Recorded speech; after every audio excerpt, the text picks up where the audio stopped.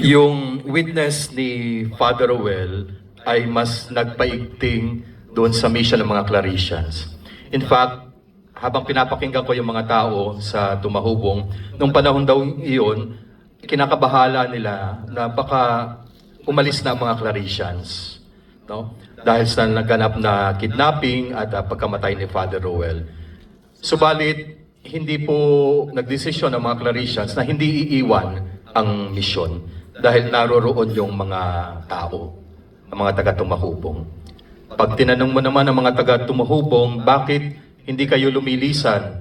Dahil hindi lamang po itong kidnapping ng 2000 ang naganap. Marami pang mga experiences sa Tumahubong at ibang lugar na nanganib ang kanilang buhay. Pero they remain to be there dahil hindi umaalis ang mga Claretians.